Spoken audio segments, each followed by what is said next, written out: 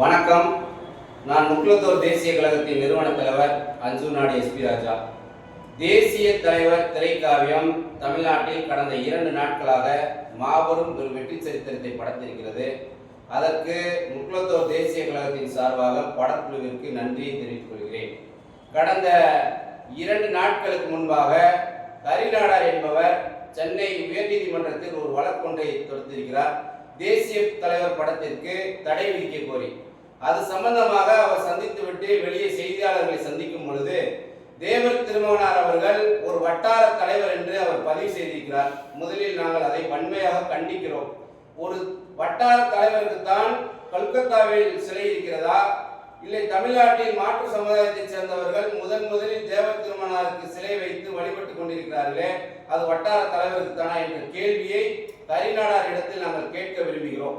தென் மாவட்டத்தில் தேவ சமுதாயமும் நாடார் சமுதாயமும் இன்றைக்கு நட்புறவோடு வாழ்ந்து கொண்டிருக்கக்கூடிய இந்த காலகட்டத்தில் இவரை போல ஒரு சில விஷக்கிருமிகளால் ஒரு சில பதிவுகளை பதிவு செய்து இந்த சமுதாயத்திற்கான முன்னெடுப்புகளை நடத்த விடாமல் தடுத்து நிறுத்துவதுதான் இவருடைய கோரிக்கையாக இருக்கிறது.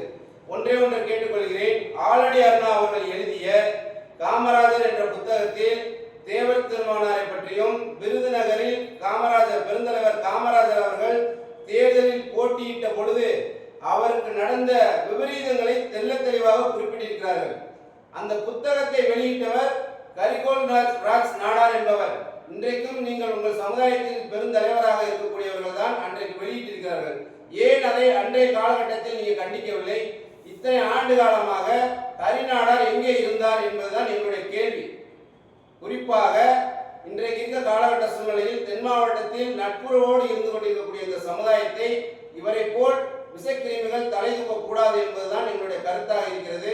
இந்த வட்டார தலைவர் என்பதை அவர் மறுபரிசீலனை செய்ய வேண்டும், வாபஸ் பெற வேண்டும். இதை நாங்கள் உடனடியாக வன்மையாக கண்டிக்கிறோம். ஹரிநாடார் அவர்களை முக்குலத்தோர் தேசிய கழகத்தின் சார்பாக கடும் கண்டனத்தை தெரிவித்துக் கொள்கிறோம். நன்றி, வணக்கம்.